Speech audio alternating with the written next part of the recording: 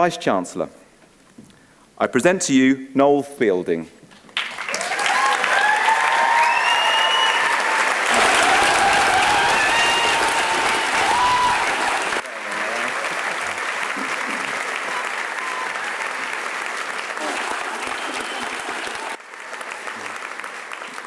Noel is to receive the award of Honorary Master of Arts at the University in recognition of his time studying at the University, his continued interest in the visual arts, patronage of many arts organisations, and international reputation as a comedian, DJ, comic actor, and writer. Of the Senate and the Council of Buckinghamshire University, I'm delighted to be awarding an Honorary Master of the University on Noel Fielding.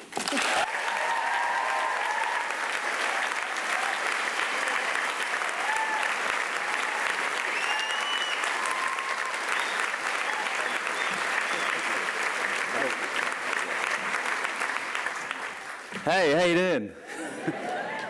You right up there on the top shelf? Woo! Don't jump. Got a little speech, but don't worry, I've got big handwriting. This is just a drawing of a horse in tights. Wow.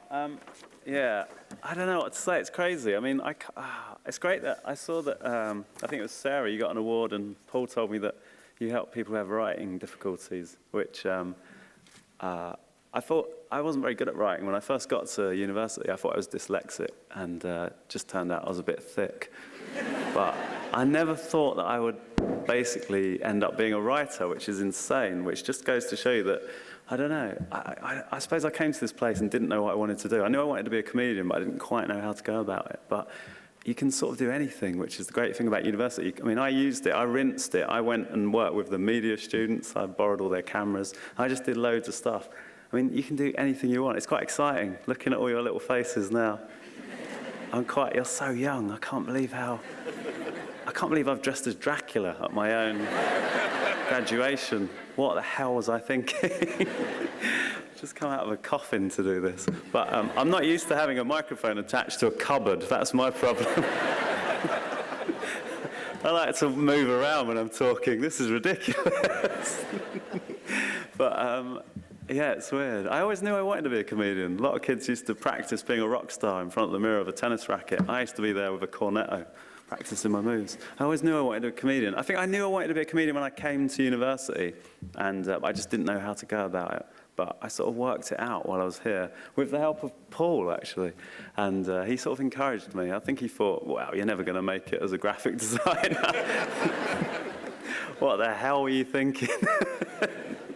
I ended up doing advertising, which is weird, because I knew that I didn't want to do advertising, but I thought copywriting would be good, and it really helped, actually. Advertising, if anyone's done advertising, it's great. I mean, a lot of people have gone on and written scripts and done different kind of work. You know, copywriting is brilliant. It also teaches you how to be really economical, teaches you how to sort of get a concept across really quickly, which is what stand-up's about, I think. And also you work in twos, which I ended up being in a double act, so I'm sure there was some sort of link between having to work with someone every day, and then I sort of needed that when I left college to do comedy. And I actually met Julian Barrett, who's in the Mighty Boosh with me, and I thought he'd get one whoop at least. He got nothing at all. I met Julian Barrett. Who? You know, the one with the moustache. Oh, right, yeah, him, yeah. I met him in the Hellfire Club just next door, and he was doing a gig while I was a student here, and I went up to him, and I was really excited, and I was quite sort of young and dippy, and I went to him, oh my God, I do comedy just like you, and he just looked at me like I was a serial killer. And basically, I remember thinking, yeah, I made a good impression on him, and then years later, his best friend said, oh yeah, Julian mentioned you. He said he met some mentally ill boy with his hair on backwards. But we did end up working together, so it was okay in the end. I mean, it's weird. Things have changed a lot. I saw that Rupert got an award. I'm pretty happy. Rupert was here. Yeah. Rupert's still rocking the Highlander look. It's a strong look. But Rupert was here when I was here, and we were sort of fascinated by you, Rupert, because you used to do sort of medieval reenactments or something. I think you were an Archer of the Realm or something, but I remember you brought a sword in once, and then the guy that I worked with in advertising, we made cardboard swords and ran in and tried to attack you. We were furious. We couldn't get into the computer room because you'd set up a drawbridge. It was a nightmare. But, sorry, I can't help doing jokes. I can't talk seriously. I have to slip a joke in. But look at all your little faces. It was like a giant Guess Who board. If everyone with glasses and a beard could lean forward. There's no point to this speech. I'm just going to talk for a bit and do all Dave Brown's jokes before he comes up on stage. I think what was quite cute was the way that you all accepted your awards. It was quite amazing because the way that you walked was incredible. Like, some people didn't want to be noticed, so they were sort of like this. So beautiful. Don't look at me. Trying to hide in the air particles. And then other people were like Danny Zuko in Greece going, yeah, I'm getting an award.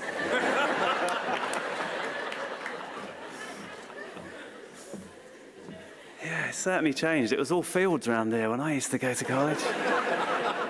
I used to come in on my penny farthing and think, one day I'm going to make it.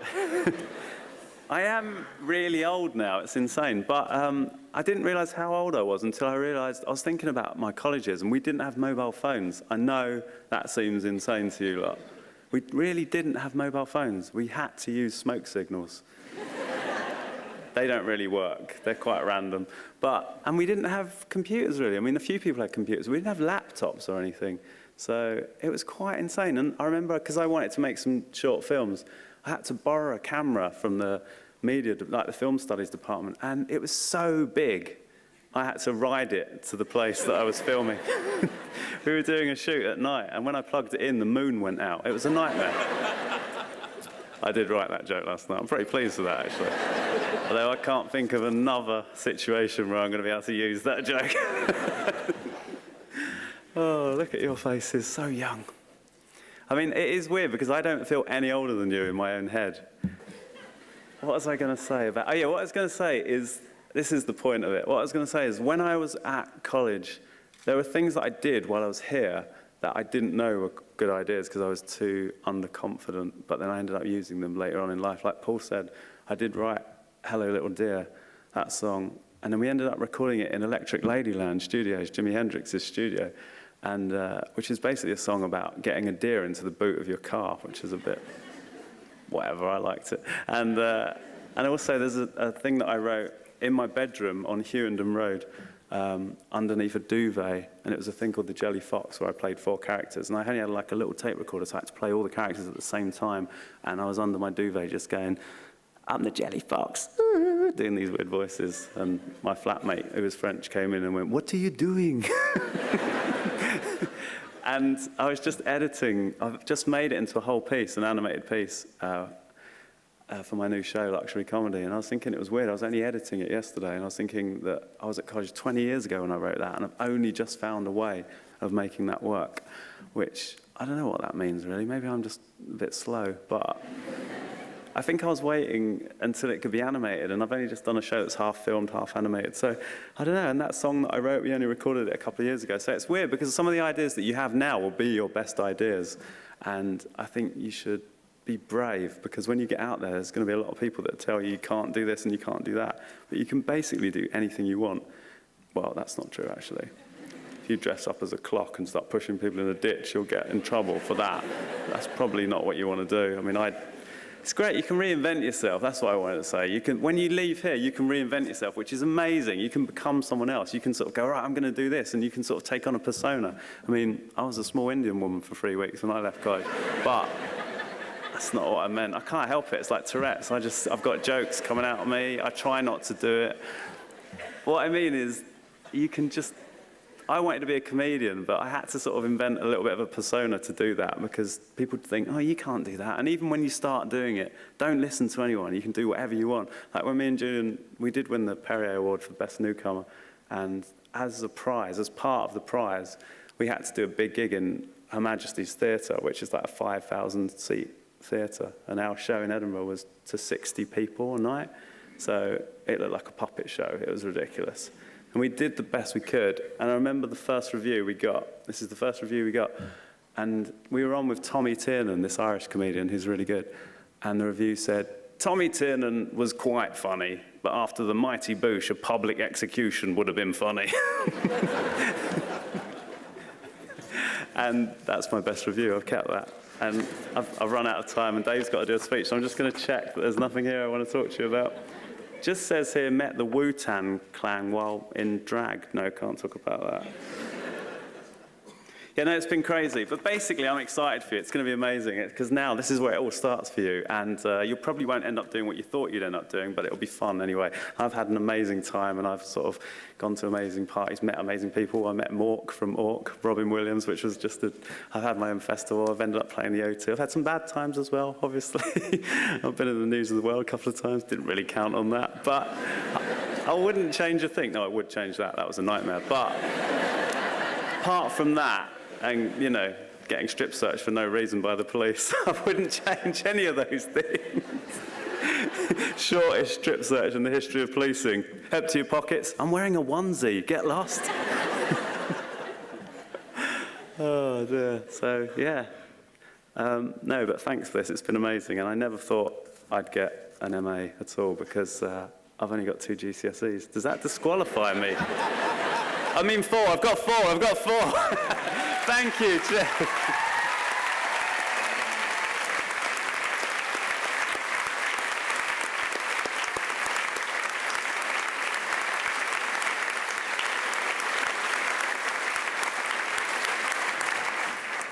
This concludes the presentation of awards.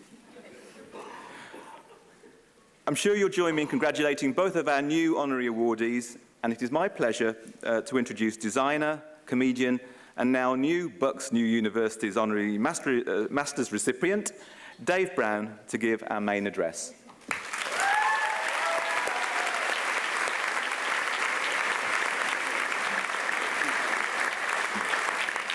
I asked to go before Noel, by the way. I just want to get that out of the way.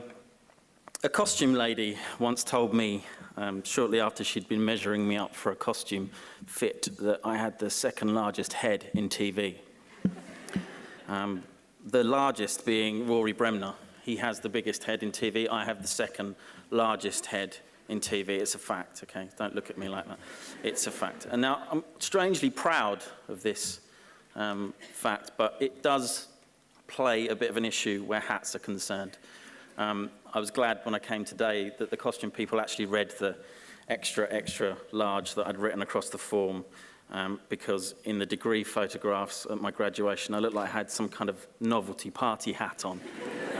So thanks for that. The cape's also very good. I'm digging the cape. I think Noel is probably the first ever graduate to ever take a cape off to put a cape on.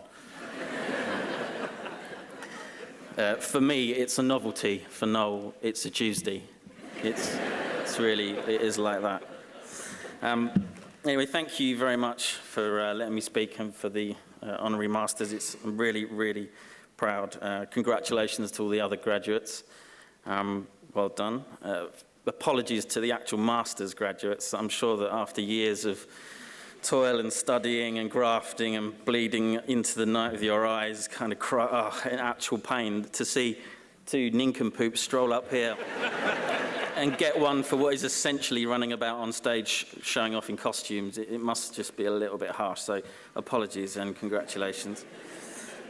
If it's any consolation, it's probably the only way I was going to get one, because for my degree dissertation, I didn't sleep for 4 nights before handing it in. I was having panic attacks, hallucinations. I thought the footnotes were members of my family. I was in a right state, but somehow I did hand it in. Thanks to Paul's guidance, I somehow managed to get first. I still don't know how I did that, and that wasn't bad for an Essex boy with 2 GCSEs. So,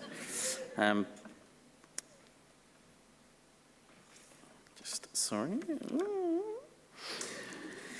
I remember when I first broke the news to my family that I wanted to go to university. I was probably 15, 16 years old. I was sat around the breakfast table, and my hard-working, working-class family was sat there in front of me, and it wasn't really, when I broke the news to them that I wanted to spend the foreseeable future doing, being creative at college, it was a bit of a shock to them. Dad was a docker. He's here today. He's up there somewhere. Dad was a docker. My mum worked in Boots. My brother and sister, they left school straight to work and earn their keep, pay their way. Art school wasn't really on the radar in our house, so you can imagine that I can still see the expression on my brother's face as I said the news.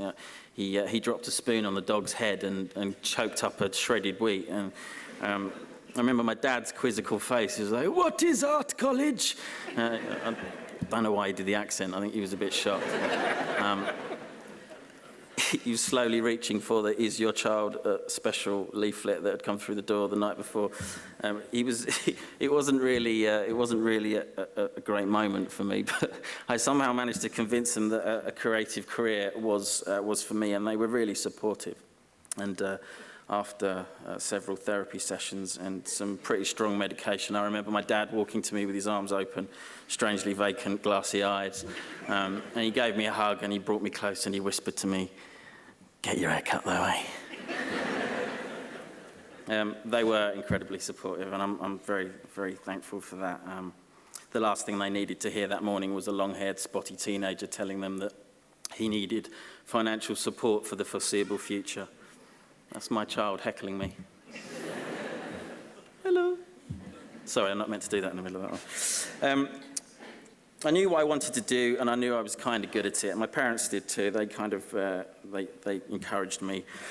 But I must admit that not coming from a creative background and not having the greatest of qualifications, there were times when I did ask myself whether, doing a degree at university, whether I was cut out for it really. For my interview, for an instance being that from my interview here at Bucks, my dad had kindly driven me up from Rayleigh in Essex to High Wycombe, portfolio on the back seat. I remember he dropped me off and he went and parked behind Staples, the big mega store on the corner, and he stuck his car behind there. And as I sat in the then course leader's office, John Fairbanks' office, I was up on the 5th floor, and I noticed that out of the window I could see him waiting behind Staples in his car. And just as I was called in to to meet the interview panel, I noticed that he wasn't exactly waiting, he was more stealing.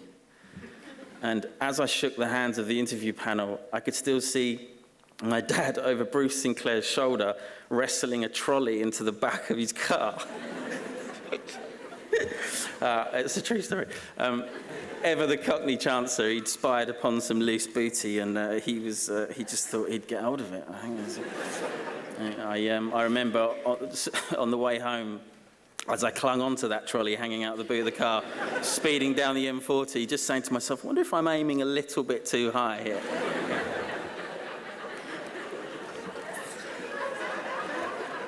If there is anyone from Staples here, I'd just like to say that I am a firm believer in karma, and you'll be pleased to know that ever since that day, my dad has had nothing but stationery problems. Stapler jams, hole punches and messes. When I left school, I was turned down for a design diploma, told my qualifications in maths and English weren't good enough to do a design degree. I did a year of retakes. I got on that course. I received good grades. I got a portfolio together. I went for a degree interview, but I was met with the same response. My grades weren't good enough to deal with the academic side of a degree course. So I was encouraged to do an HND, which I did here at Bucks. I did really well at that. I applied for the extra year. I got my degree and walked away with a first-class honours. It was the first student, I think, that year in graphics to get that. So, I know what you're thinking, Jesus, Dave, get over yourself. But I've got a point to the bragging, and that's basically that I guess it's a bit of advice that being knocked back really helped me. I know it's a bit of a cliche, but it did make me more determined and focused. I'm not sure I would have achieved what I've achieved today if I had had a kind of smooth run through all of those courses. My advice would be to any graduates is, because this applies to the industry as well, client presentations, job applications, comedy gigs, life in general really, always look for the positives in a knockback and a letdown. Don't give up, be more determined. You can still get what you want if you're focused and resilient. my other advice would be maybe get the train to interviews if your dad's a kleptomaniac.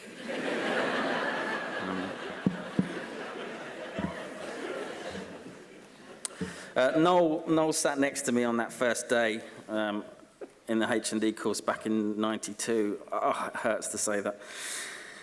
He looked a cross between David Ginola, Evan Dando, and Bruce Forsyth's love child. Like me, he had long hair, baggy clothes, but unlike me, he had this incredible large fishing tackle box that was full of the most amazing art equipment.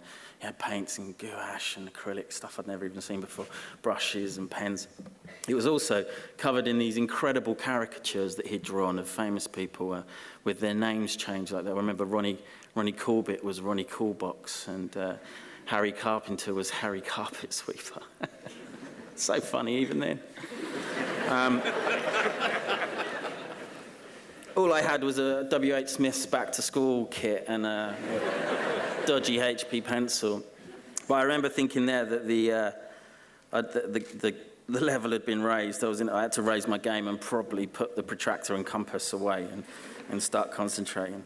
But over the years since that day, when Noel and I found ourselves in ridiculous but amazing situations, like standing on stage before the curtain opened at the O2 Arena to reveal a sellout crowd, or looking up in a dressing room at the Roxy, which is a famous venue in LA, and seeing Robin Williams doing Bush impressions in the doorway, or having a member of Led Zeppelin after a gig tell you that you rocked, or doing your first ever music gig as a band in a small little intimate venue called the Albert Hall. You know, times like these which have been incredible. I always like to tap Noel on the shoulder and say to him, if I'd have turned to you on that first day when you sat next to me at Bucks and said, in 15 years or so time, we're going to be doing this, would you have believed me? And I think if I'd have turned to him and said that in 20 years' time we'd be stood over there at the Swan getting an honorary master's, he probably would have gone and sat next to someone else. I think. You did say that. Being here at Bucks, going to university, it got me the grades, it gave me the opportunities, it helped refine my creative skills. But for me, most importantly of all, it put me in the same room as some of the most talented, inspirational and like-minded people I've ever had the pleasure of meeting. And that's my fellow students. The people I wouldn't have met if I'd have stayed in my local bubble. I would say that to any graduate, is never underestimate the bond that you've made or you will make with your peers, the lifelong friendships and opportunities that will arise if you stay in touch with them. The fact that I still work closely with Noel and Nigel, who we lived with here on Hewingdon Road, he did the animation in the Bush. He's currently writing and directing a show with Noel. Other students like Richie Martin, I know Paul mentioned some of them, but we all work together in combined collaborative projects, and it's a testament to the bond that you make as a student. I'd urge any graduate to stay in touch with any of your fellow students, because they're some of the best people you'll ever meet. Most of them, anyway. So thanks, Bucks New University, for this amazing honour. I'm truly chuffed about it. I'm proud. If I'm being a little bit honest, I'm quite full of myself at the moment. I'm going to pop off now and give Rory Bremner a call, because I think my head may have swollen just enough to knock him off his perch. So, thank you very much.